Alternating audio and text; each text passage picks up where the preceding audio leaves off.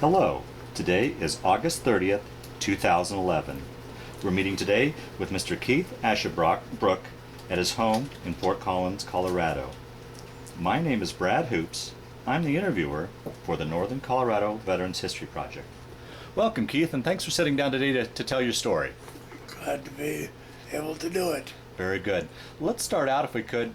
Tell us a little bit about yourself, your date of birth, where you were born, a little bit about your family. Well, I was born June 22nd, 1929, in a farm just out of Stratford, Wisconsin. And my folks were farmers, and we had a fair-sized family, 2 sisters and 2 brothers at the time. Later, I got another brother, 13 years behind. And where did you fit in that order? I'm the second. Okay. I have an older sister, and we went to country school, went to high school, which I never finished, part way through the 3rd grade, my 3rd year. I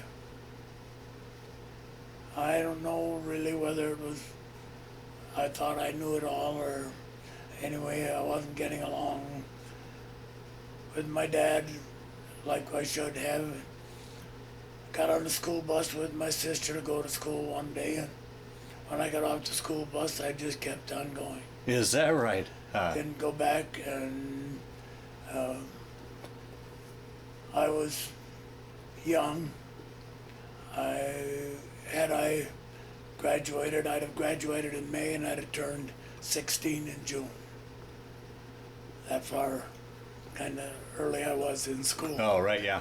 But the guy that picked up our milk to haul it, I ran onto him there in town, and he took me along home with him to his brother-in-law's that he was driving for, and he needed a driver picking up milk cans from farmers, so he gave me a job and room and board and a little pay and everything, and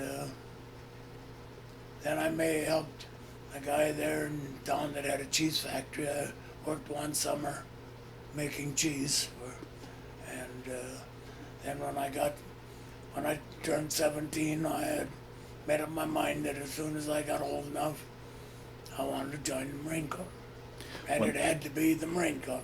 Well, now at 17, you would still needed your folks' permission to sign the papers, correct? Right. And how did that go over? Well, I never went to the store uptown because I knew my dad came there for quite regular to buy groceries and everything.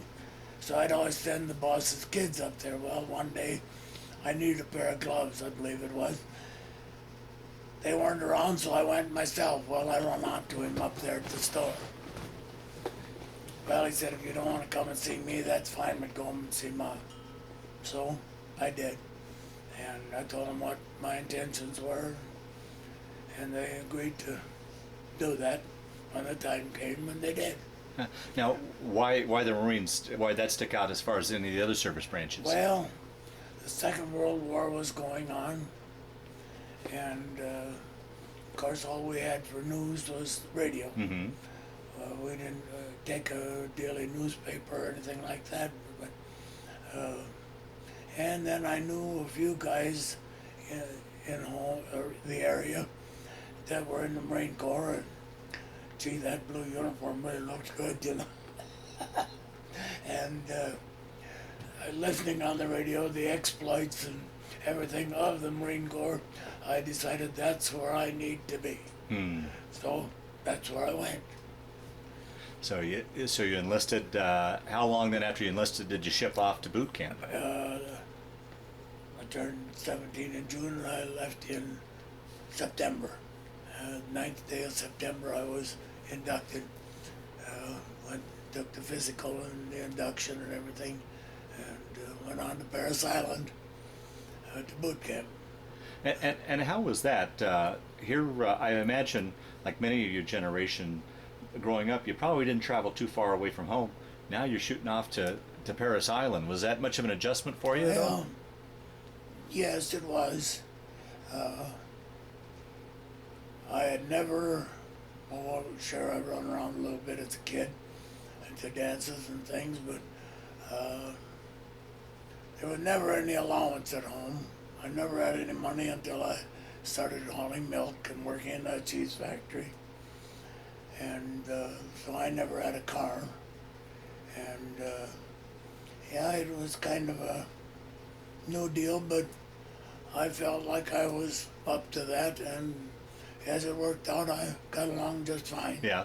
Yeah. And how was that that adjustment going from civilian life into military life? Was that much? Well, I really enjoyed that. Is that right? Yeah. Yes, Yeah. I did. And to me, it was hard at times, but yet it was fun. I enjoyed the different people, and of course, I didn't know much about the life culture of kids from big cities. Right. Yeah. So which that I got to learn quite quickly there in boot camp, and never had problems with other guys or anything, and learned a lot of things about how other people in the East primarily what their thoughts were and how they done things in comparison to the way we done them as farm kids, you know. And gee, a lot of them things sounded real exciting, you know. Yeah. Right. Because I had never, but as farm kids, our main entertainment was swimming, sled riding in the wintertime, and ice skating. What years I was in high school, my dad wasn't wanting to take kids down to see a basketball game or to go to basketball practice, so consequently, I never got in on any of that. But do you think that the physical life of being on the farm gave you an edge over the city boys when you at boot camp, or? in a lot of respect, yes. I and a few of the guys that I went in with that I met in the recruiting station in Eau Claire, Wisconsin. One of them in particular, Jim Demick, he was a farm boy too, and we stayed together that first hitch all the way through. We were always together. And we had more stamina and everything than most of those city kids did, and it seemed like we could understand why things were being done the way they were. You may not have always agreed with them, but nevertheless you could understand why they were done that way, you know. And so I thought we were a little ahead in that respect than some of those city kids. Yeah. But I'm sure that they had ideas about them hicks from the farm, you know, that didn't know beans about the way to live. Yeah, right. But, right. So then where did you go after you completed boot camp? We'll take your story from there. Well, when we went through, there were a lot of us, and we couldn't fire the rifle range at Barris Island. They shipped I think, about a dozen platoons to Camp Lejeune, North Carolina, to fire the rifle range. And after we fired the range, and really, you look at it from boot camp to life at a permanent base like Lejeune and everything, you went from one world to another. The way everyone was treated, and you weren't, some of the drill instructors acted, and more so with some than with others, as though you didn't know anything, but you got to kind of think maybe they thought of you as a human being a little more so when you got there. But then after the rifle range, then of course we got boot leave for 10 days, boot leave, and we went home on boot leave. And that gave you enough time to get home and back and had somewhat of a visit? Yeah. And then before we left, we were able to fill out a form as to what we thought we would like to, what kind of an outfit we would like to be Oh, okay. in. And of course, I'd been driving trucks and hauling milk, and I hauled cedar fence posts and things out of the cedar swamps up north, everything. I had a driver's license. I wasn't old enough for a driver's license, but there was no one there. I could drive the trucks, but I couldn't drive a car. Oh. They got me a special permit to drive the trucks, but I couldn't drive a car. And so, of course, I wanted in a trucking company. But then, when we got back and we found out what we were assigned to, I was assigned to ducks, amphibious. Oh, okay. Uh-huh. Yeah, we didn't have any.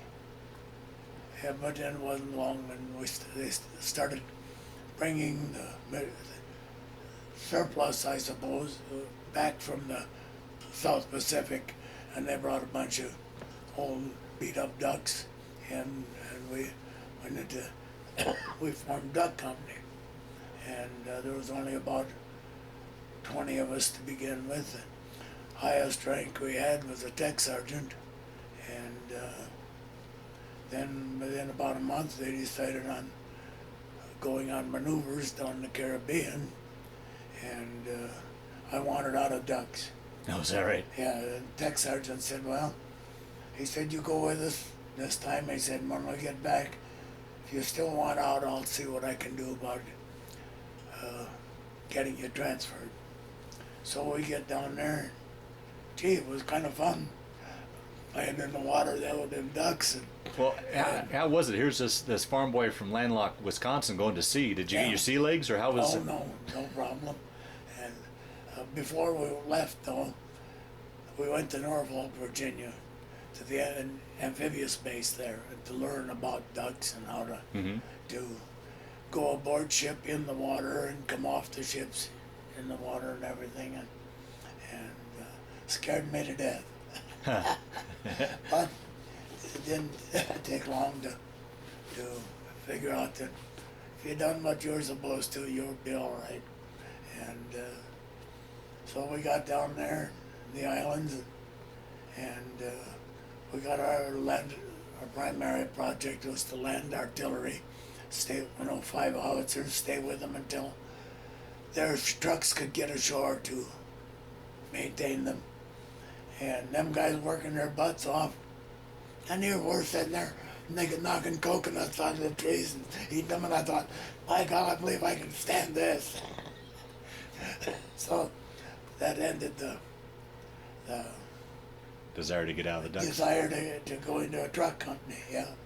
And so then when we came back, we stayed in Lejeune, and lucky enough that the following summer then, I got to spend the summer out at Onslow Beach, which was the beach out from Camp Lejeune there. There was 3 beaches. It was colored beach because at that time it was still segregated. Okay. Colored beach, enlisted beach, officers beach, and civilian beach.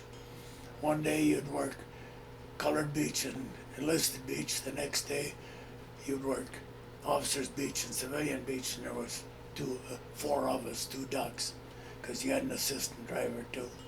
And we spent all summer out there. Had a great time out there. Yeah. And then the next fall, we went to the Caribbean again.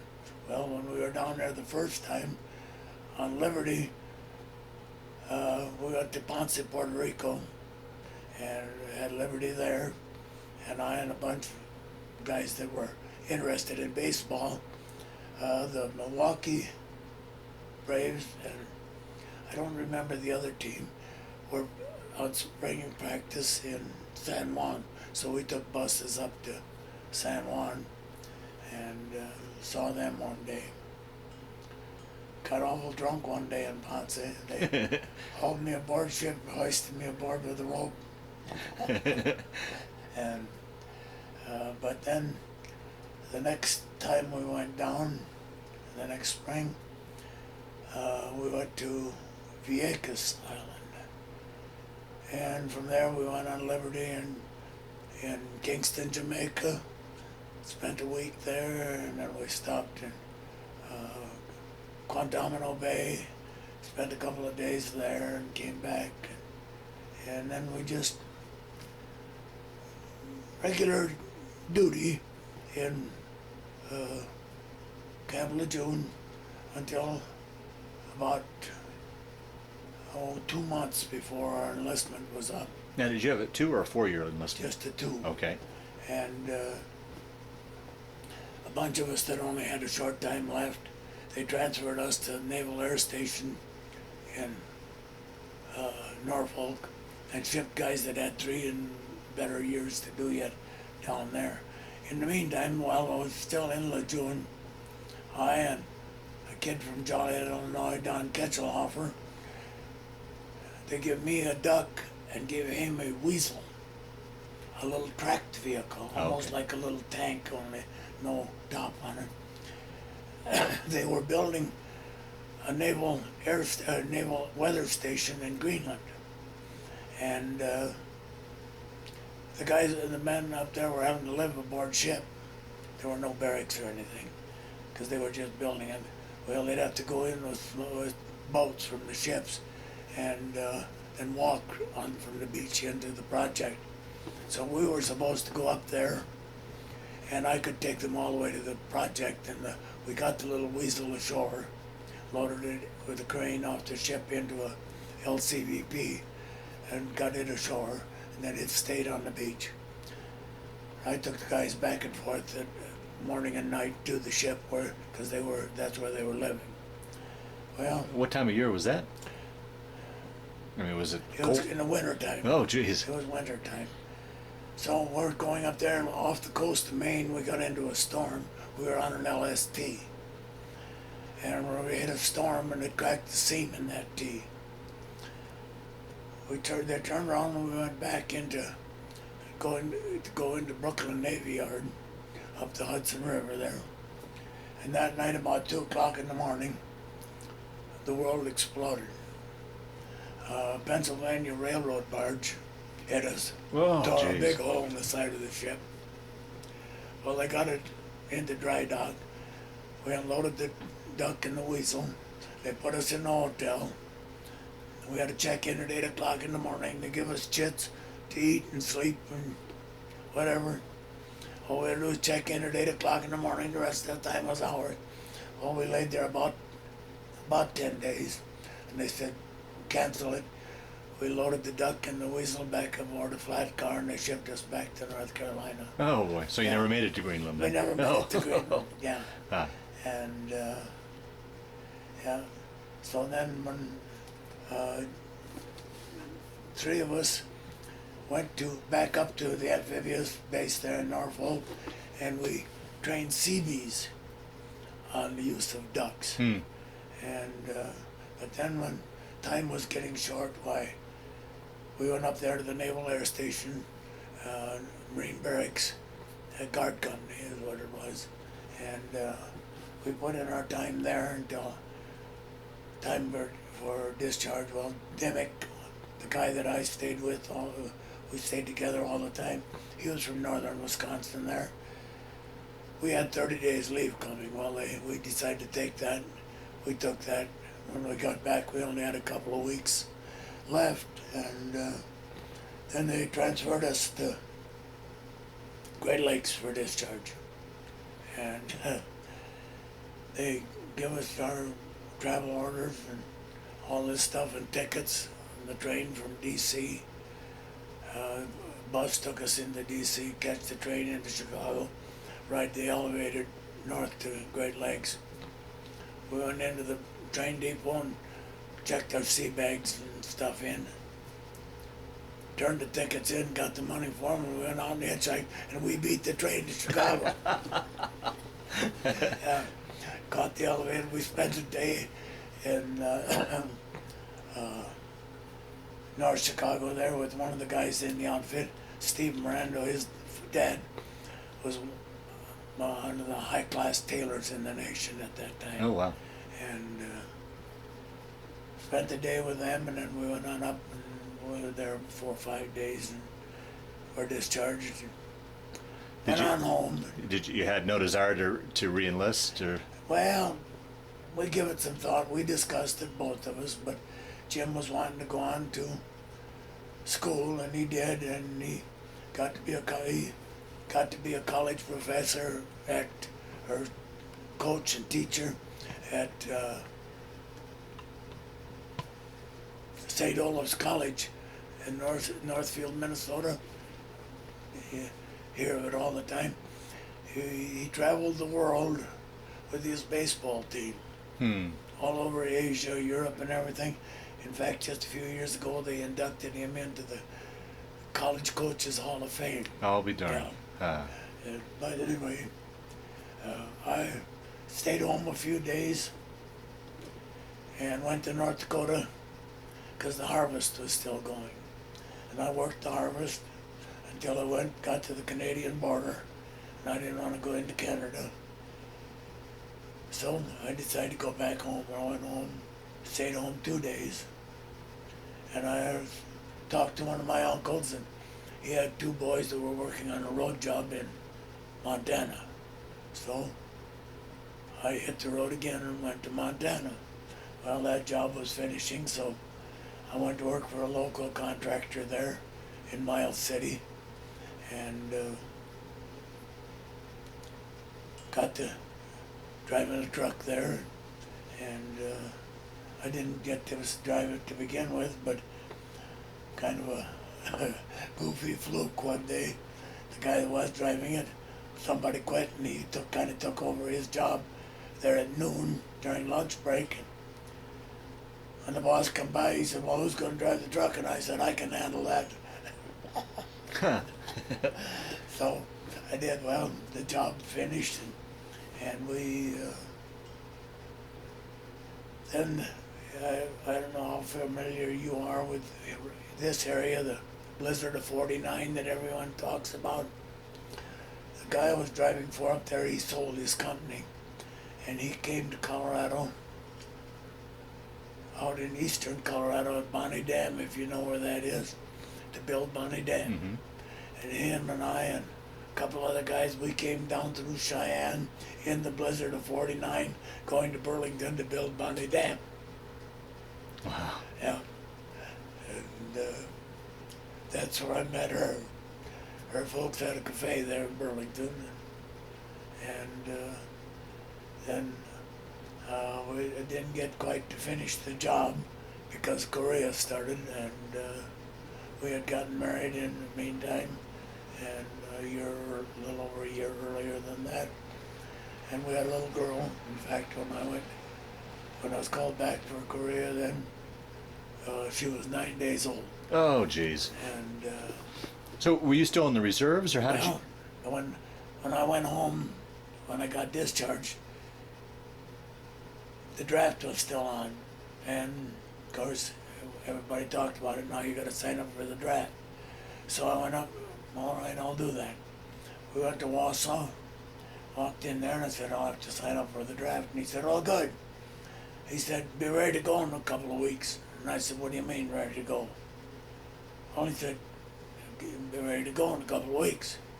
I said, "To hell with you, I just got discharged." He said, "That don't mean nothing." Well, I said, "It will." And he said, "What do you mean?" I went right back down to the basement where the Marine recruiting station was, and I joined the inactive reserves. Oh, okay. I thought, well, that'll keep me out, Yeah. and I won't have to do much. Well, as it turned out, when Korea started, the inactive was the first ones they called Oh, up. jeez. Yeah. So that took care of that. But before we were ready to leave down here, at Burlington, that crew and we fully intended to go with them. They went from here to Western Australia to build a dam. Well, we didn't get to go because of Korea. Oh, boy. Yeah. Oh. And so went to Korea. That must have been tough. I mean, one thing to go off as a single young guy to the service, Yeah. but to leave with a wife and a 9-year-old daughter must have been tough. Went out to Pendleton and went through the refresher course. And of course, while I was in the first time, I had fallen off from the back of a duck, which is 8.5, 9 feet high, onto a spare tire and wheel and boogered my back up. Well, I spent a little time in the hospital. They wanted to fuse my spine, but I wouldn't let them. And when I got out, they gave me a little pension, which later on they canceled. But nonetheless, I went to Korea, and Did you guys take a ship over or fly over? a ship. Okay. And the first night there, well, we went to Kobe, Japan, and left all our gear there, and left out of there to go to Hangnam, where the 1st Regiment was on the beach, when the 5th and 7th were trapped in the at the reservoir. Oh, okay. We Chosen. were in the 3rd replacement draft. About 11 o'clock that night, there was a blinker message come aboard ship, and we had a guy that could read that. They said they broke out. They're on their way out. And the ship turned and we went to Busan instead. And it was cold. About 30 below that night, and a bunch of us had to sleep on the ground. Oh. And in them little sleeping bags we had, well, a few of us ended up in the hospital the next day. I spent 5 days in the hospital with a fever. I got out of there. They took I and another guy, Menno Miller, to this trucking company. And there in Japan, they had assigned me to 7th Motor Transport Battalion. And I found out that was part of, the duck company was assigned to as part of 7th Motor Transport Battalion. Well, they took us to this motor transport company. Wasn't there but just a little while. Here come this little corporal, and he said, be ready at 6 o'clock in the morning to go to Busan. And I said, right. And he said, get a load of gas. I said, with what? He said, 6-by. And I said, no, not me. Well, he said, they told me to tell you. I said, well, you go tell them I'm not going. A little while he come back and he said, the captain wants to see you. Okay, so I went. He said, what's this I hear you won't go to Busan? And I said, no. I said, I won't drive one of them. He said, why? I said, my back won't stand it. Because the doctor had told me in Japan, he said, if we could have got your records before you came over, he said, you'd never came. Oh, jeez. So I said, I just simply won't drive one. I said, you can do what you want. Well, he said, we'll see what Colonel Cagle says about this. So we go see the colonel, and I walked in, and of course he had went and talked to him first. I walked in, and the first thing he said, just who the hell do you think you are? Told him who I was. He said, what seems to be your problem? So I told him. Well, he said, go on back to the tent, and I did. In a little while, here come this little corporal again, and he said, where's that other guy that came in with you? And I said, I don't know, one of them other tents up here. Well, he said, go find him and tell him, you two guys, and he had a duck spec number 2. But he was older. He had been in the South Pacific during the Second World War. He said, you guys be ready at 8 o'clock in the morning, there'll be a jeep here to take you to duck company. Huh. So I went to duck company. I wasn't there very long. And, well, when I got there, they assigned me to 2nd Platoon. 2nd Platoon tents were all full. There was a few openings down in 3rd Platoon. Well, the ducks were working around the clock, 8-hour shifts, unloading ships at that time. and all the supplies come in. There were no dock facilities, so the ships had to sit out there 2-3 miles, and we'd bring it in. So second platoon would go to work. Nobody knew me. And the guys down there, so they're going to work. Well, they didn't say anything to me. Third section, go to work. We're going to work. Well, I'm in second platoon. Run along about 3 days, and finally I was in chow line, and somebody tapped me on the shoulder, and he said, "Aren't you Aschebrock?" I said, "Yeah." He said, "Where the hell you been?" I said, "Down there in the tent." Well, he said, "You're supposed to be part of our outfit." Well, nobody said anything. He said, "We go to work at 8 o'clock. We said, "Be there." I worked one shift, and I was having a little problem with some teeth. So next morning and my back was giving me fits. I went to sick bay. Dentist said, "Well, we'll pull that tooth." And I said, "There's 2 of them. Well, come back in a week and we'll take the other one." I said, "Take them both." So he did. I got up and I'm kind of hunched over, and he said, "What's the matter?" And I told him that. He told that little guy that was doing the book work there. He said, "Check him into sick bay." He said, "You're going to the hospital."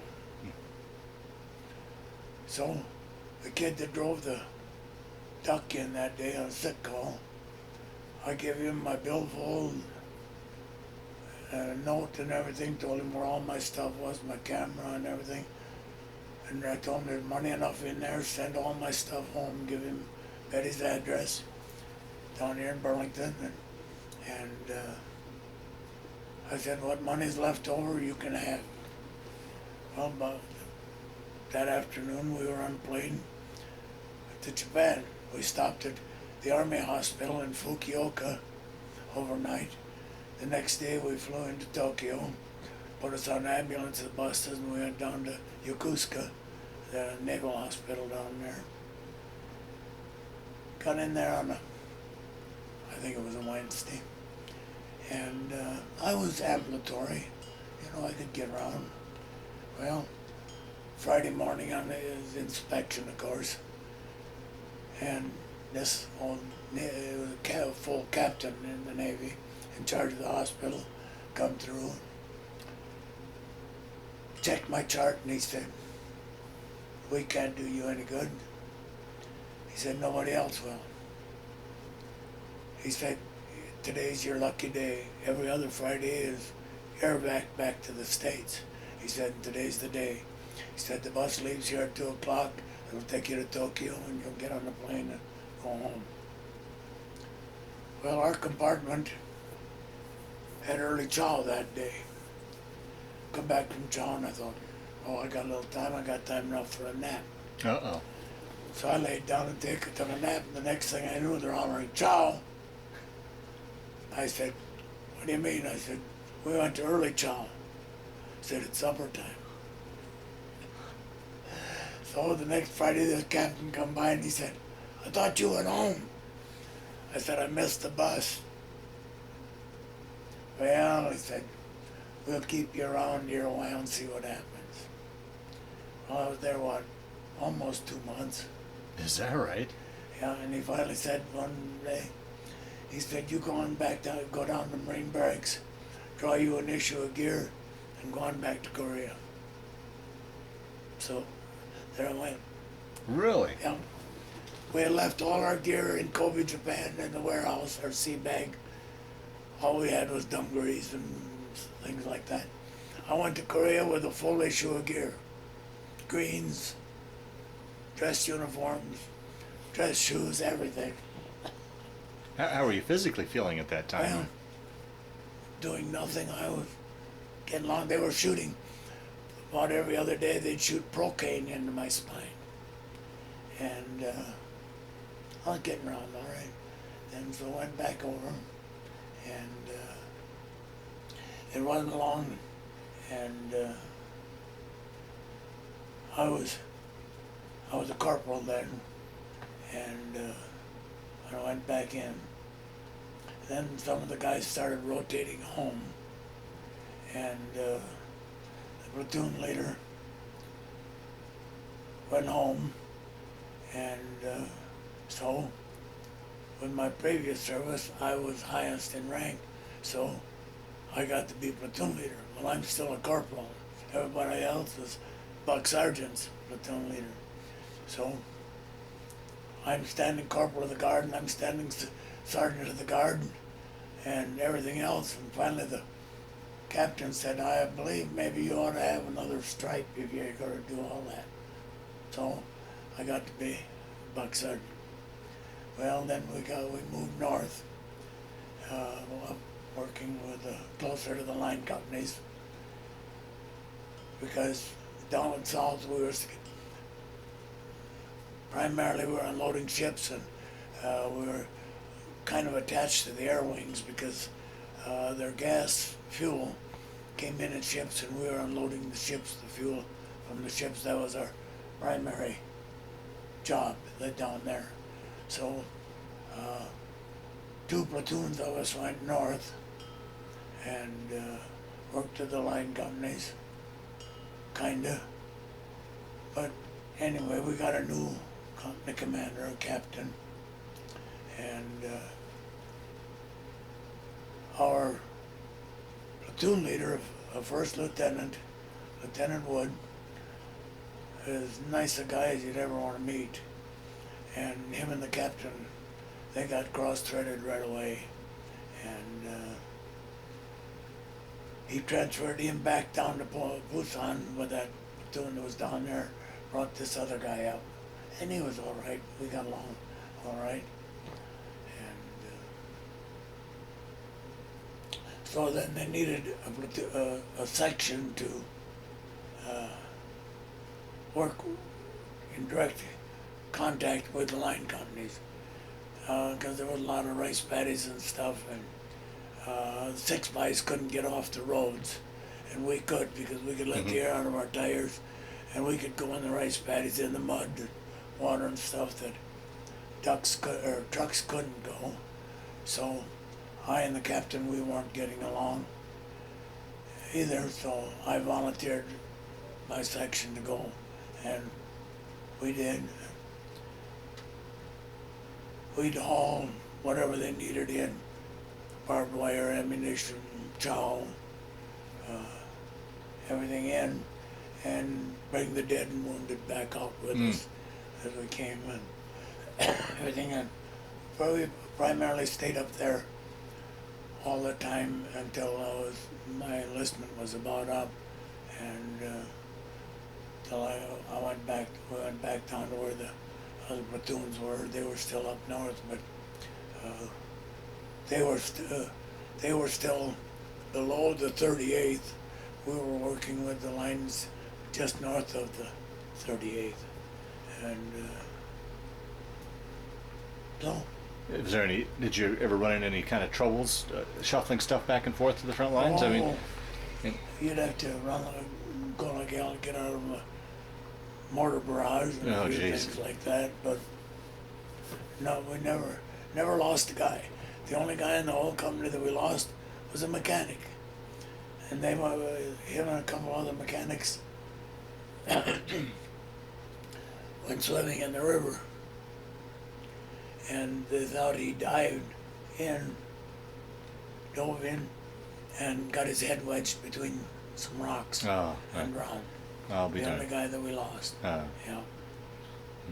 But so then you shipped back down and had enough points to go home, or rotated? When rotation time came, I came home. I was there 14 months. Yes, it was something like that. And so you came back to. We went over on a ship that the Army had leased from the Navy, a general class, 500 and almost 600 feet long. They had converted it to transport dependent families to Japan. There was kids' playpens and swimming pools and everything on there. Of course, we didn't get to use them, but nice ship. Well, coming home, they put us on a sergeant class, a little short rascal, and then we were supposed to come back into Frisco So we came home the northern route, Oh, geez. and we're right up in the bow of that damn thing. And we hit a storm, and then boom, boom, boom. And wasn't such a nice ride home. And then they changed the orders, and we didn't land in Frisco. We went on to Dago. To get off, we could have just well came home the southern route and had good sailing. Yeah. Oh, geez. Yeah. But anyway, And you were discharged down in San Diego then? yeah. Yeah. Yeah. And came back then? Well, we were released. I wasn't discharged. Oh, okay. My reserve enlistment wasn't quite up yet. I was home not how many months before my discharge became effective from the reserve deal. And all told, that was a 4-year deal, that enlistment. But anyway, I didn't. The captain wanted me to re-enlist, and he talked to me. I said, it's guys like you that keep me from it. He didn't appreciate that. But So you came home to a 1.5-year-old. How long did it take for her to warm up to you? well, a little while. Yeah. But yeah, she got to be Daddy's girl. Yeah. Yeah. And then we moved to Colorado Springs. Well, I take that back. We went home. I had went from San Diego. When I left the job down here at Burlington, the guy that owned the company out of San Francisco, Utah Construction Company, happened to be there, and he said, if you get out on the coast, come to Frisco to the office and we'll see where you can go. So I did, and went up there, and I couldn't get a flight out of Frisco. So I bought a train ticket and went up there to the office, and he said, no, you don't want to ride the train. I said, you can't get on a plane. He picked up the telephone and be out at the airport at about 8:30 tomorrow morning. There's a ticket for you. Huh. Yeah, I flew to Denver, but took me home with him that night. The only time I've ever slept in satin sheets. Yeah, stayed at his house. He called the cab, took me to the airport the next morning, came home, and then I elected to go to a job in Denver out there. They were building an addition on the arsenal here in Denver.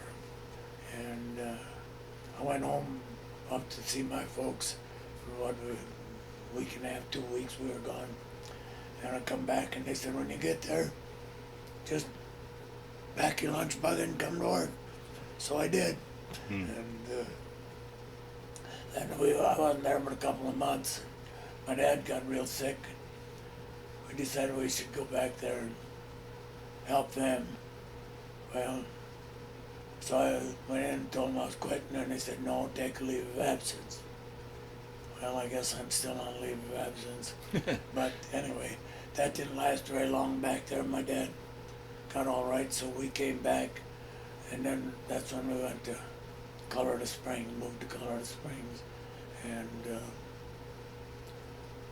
my brother came out with us. We drove for a contractor there on a road job east of Colorado Springs.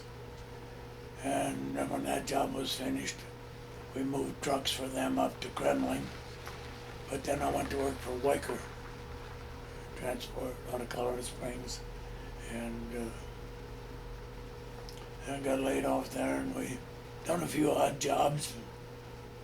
And decided I wanted to be a cat skinner or something. I went to work for Peter Kiewit. Went to a job down at Holly. I loaded a piece of rubber-tired equipment from Denver to Holly for them, and worked just a few days. We had moved our trailer down there. I had a guy move it down there. Went to work one morning, and no more than got started, and here come the boss. He was so damn drunk, I don't know how he found his way out there. And he stopped everybody and calling everybody SOBs and everything. Didn't know what the hell we were doing and all this. I said, I don't need this. So I went down to the office still and told him to make out my time. Went to town, told Mommy we're gotta go somewhere. Which way do you want to go? Didn't make no difference. Well, she had a sister living in Wichita, so we went to Wichita. Hooked up and went to Wichita. We stayed there a few years. I joined the Carpenters Union there, and I had joined the Teamsters Union here down here at Bonnie Dam. And hauling equipment, I drove a little bit down there. And I drove a lot for the labor crew. And I was a uke skinner for a time, just more to have something to do because I was sitting around so much I was getting fat. But anyway, we built a bunch of portable schools and one thing and another. Finished that job. Then we went out and with the superintendent there. He was a guy that built slip form jobs, these great elevators with slip forms. We worked the job for him out in a little town in western Kansas, at Basine. When that job was done, we decided it was coming winter, and I said, wrong place at the wrong time. We had some friends that we had gotten to know out there on the dam. One of them she had gone to school with. And last we heard they were in Houston, so we said, we'll go to Houston. So we went and spent a week with our folks up by Goodland, and we went to Houston, and I stayed in the Carpenters down there. I worked along the ship channel for Chemical Construction Corporation out of New York City for a few years, and then moved to Enid, Oklahoma, because this same superintendent was building a slip form job, flour storage mill for Pillsbury. And then I decided I needed to be driving some more, so we moved from there back to Wisconsin, and I bought a truck and I hauled machinery stuff there for a couple years, and then I hauled cars out of Kenosha, Ramblers, and until they give them all to the railroad, and bought a bigger truck, hauled John Deere equipment out of Waterloo, Iowa, all over the country. Then leased to Ringsby out of Denver, pulled their tanks out of Chicago terminal to LA and the West Coast and back. And finally sold that truck, gave it up, decided to come back out here, and I carpentered a little bit out over here in Sidney, Nebraska. On the missile sites, they were changing all the number one sites because each number one site controlled about 10 different silos from each number one. And it got to where I was having to drive so far, so I heard that we're looking for carpenters up in Leadville, building a ski lodge. I went up there, worked up there until the guy that was doing that got killed in an airplane crash. So that shut that job down, and that company was starting a sorority house here in town. So they let me transfer here, and we transferred here, finished that job. We built some of the overpasses out here on the interstate, and I went to work one morning and I wasn't feeling right about something. Real fancy trucks went by, and I said, that's got to change. I got to have another seat. So I just grabbed my toolbox and went home. Huh. And I was going to go to work for Don Ward, but they weren't hiring just then. But then I found out there was a guy needing a driver, leased to an outfit out of Albuquerque, but we were stationed here. So I drove for him for quite a while, and then we leased to company out of CNH out of Dallas bought that company. So we run out of Dallas, run all over the United States out of Dallas. And then the guy that I had been driving for out of here, he got to know a fella here, trucking company, a guy that worked for, had his trucks working for what was, at that time was Sterling Paving, whether you know them or not. And his brother was going to quit driving, so he told him about me, and so they had me call him, and I called him. And so I told him, all right, I'll give this guy I'm driving for a couple of weeks' notice, and I did. So then we worked for Hirsch here for 11 years, and then we decided to make a change. We went to California for a year. Then when that job finished, we took that summer off and went to Alaska for the summer. Oh, wow. And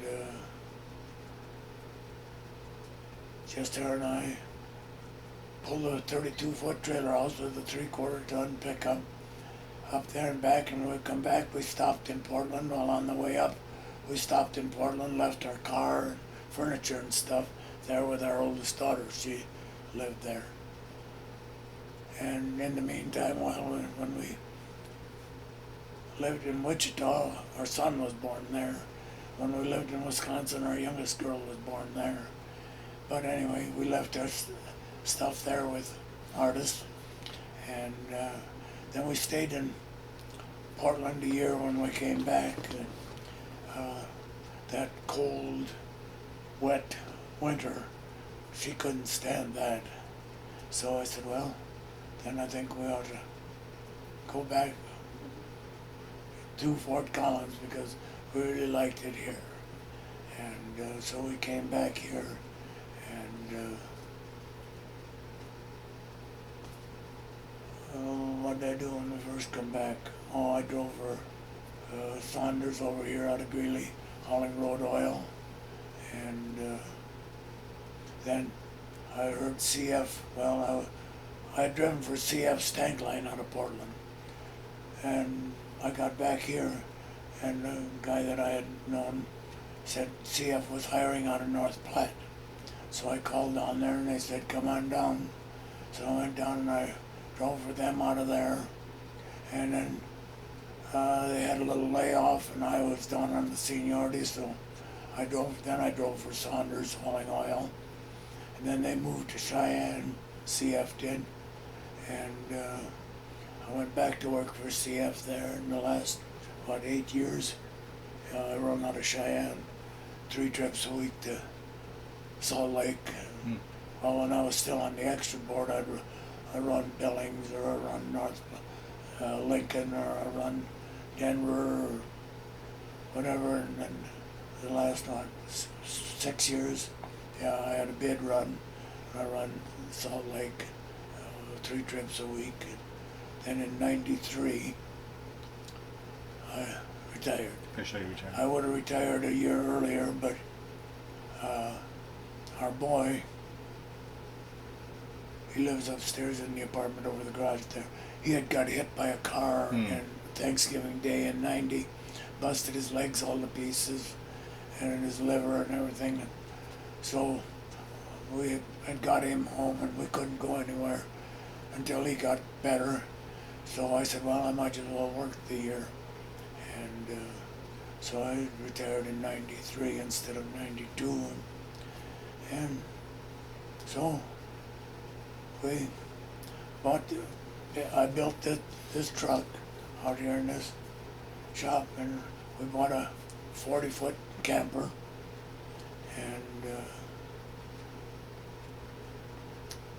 we went south for the winter. How many winters? Our youngest daughter went to Phoenix. I don't know how many winters we went down there. About 6, I think. And we haven't gone the last few. I sold that big camper, and we got that little one, that 34-foot, out here now. And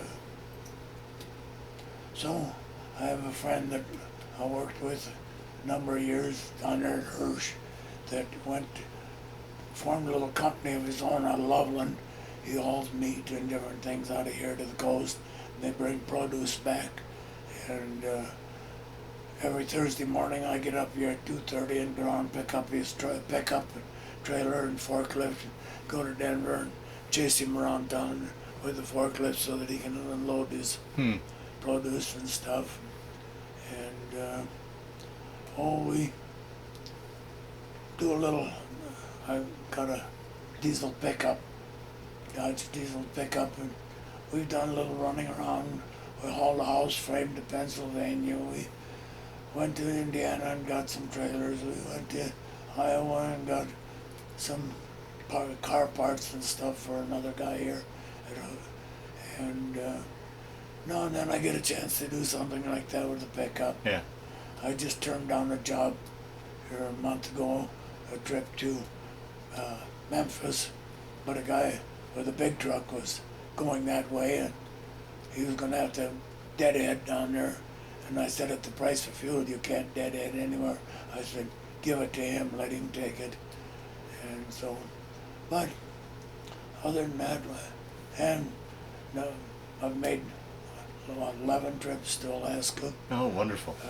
She's went with me twice, the first trip and the second last. Yeah, the second last. Then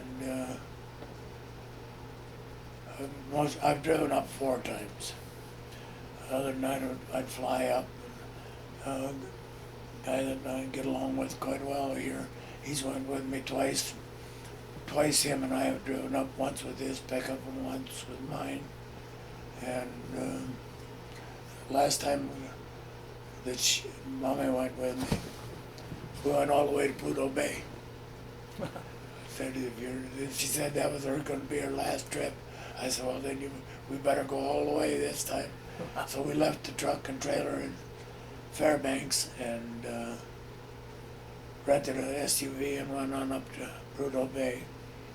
I had a good friend that I got to know there in Wisconsin. He has gold mines in Alaska. In fact, he passed away last fall. In October, we buried him in Iowa, but he has gold mines up there. And there's still 3 claims that need to be worked. All the equipment is there. He has 1 boy up there. His oldest son is still in Fairbanks, but they're trying to sell that. But anyway, other than that, we just sit around here. I tear some campers apart and some trucks apart, and I build some trailers and Keep busy, man. stay busy. Yeah. Yeah. Well, is there anything, as we're starting to wind down this interview, is there anything I didn't ask you that you wanted to talk about, or any stories that have floated to the top that you wanted to include? So hopefully we've covered your life as best we can. And Betty, jump in here as you've listened to this if there's anything he's left out that I you'd like. think you about got the whole history. Yeah, yeah, okay. You never knew anybody that could tell a story like he does. Yeah. He has a memory like his mother. Is that right? Yeah. Through the years, did you keep in touch with any of the guys you served with, or go to any sort of reunions or anything? Well, never a reunion. Jim Dimmick, not anywhere near as much as, probably have talked to him since we got discharged there in 48. I've probably talked to him half a dozen times. I've been to his house once, there in Northfield, Minnesota, and found out that rascal and his family have been out here to Estes Park on vacation. Of course, they didn't know where I was at the time. Wow. But, and he, some of their church group was in my hometown, and my folks had sold the farm and moved to town. My mother was right there in town. He didn't go see her to find out where I was. And so, through his brother, when we come back from a vacation in Wisconsin, well, were the boys with us then? We have a pair of twin grandsons that are something else. They're both EMTs in Phoenix. And They were our kids. Oh, when they them were two fine boys. But them and the other grandson on from Portland. Yeah, that I forgot to ask about that, about family. Yeah. You got what, the three children, four children? We have three children. How many grandchildren? And, three grandsons and two great grandsons. The two grandsons and two grandsons are in Phoenix. One grandson and the great grandsons are in Portland. And but we took all the boys on a fishing trip to Canada one year, Oh, wow. and I think it was on the way back we came across 8 and stopped over in Jim's hometown and And we had talked to boys his with us brother. when I Talked was to there. his brother. That's how I found out where Jim was and that he had been inducted into the College Coaches Hall of Fame. Uh-huh. And Ah, yeah, and we had the twins with us then the year that we stopped at Jim's house. Yeah, but those two boys, they're great guys. yeah. Yeah, We had the whole family together and went to the Grand Canyon. yeah. Well, you sure gotten out and seen a lot of the country. Well, yeah. We've been right here how many years now? About 19 or 20. I can't even remember. 20. Well, we moved A here long time. How many years have you guys been married? in July was 62. Hmm. But this is our, 34th address. Is that right? Yeah. Almost like being a career military. You're the gypsy. Worse than most Yeah. military. Gypsy, Yeah. gypsy. But we only ever made 2 moves that we knew there was a job where we were going. We just go, Wow. come to a town that looked good, we'd stop. I'll be darned. Our oldest daughter said I was always the new kid in school. Yeah, yeah. Yeah. Because she got to move a lot. Yeah. The others Right. didn't get to move so Yeah. much. But met loads of nice people and some not so nice. Yeah, yeah. But yeah, Well, the last question I always like to ask with these interviews is, how do you think those years in the military played a role in your life, affected your life, changed your life at all, or were they just simply chapters in your life you went through? How would you answer that, do you think? well, probably a little of both. They were just chapters they went through, but I found out that by being there that there are, at that time I found out that there are other people who have different ideas about things and have different ways of life and everything than I had grown up with, and that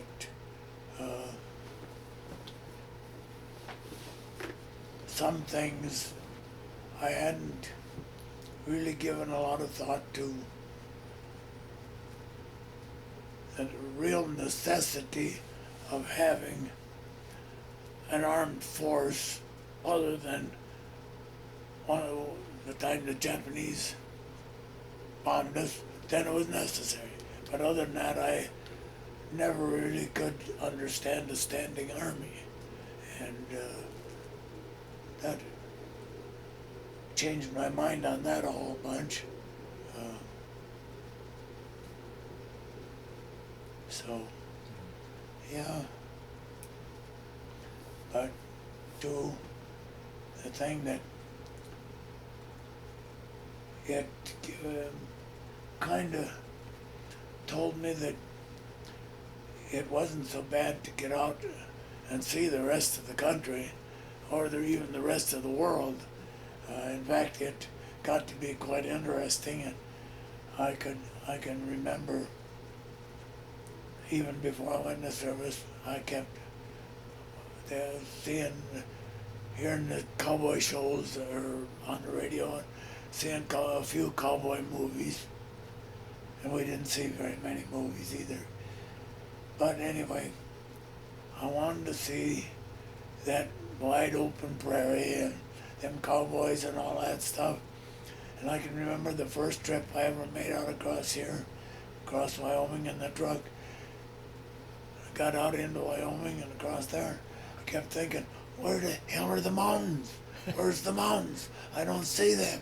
Well, when you go across Wyoming on Old 30, you don't see any mountains. Yeah. Yeah. But here, we're driving for Hirsch.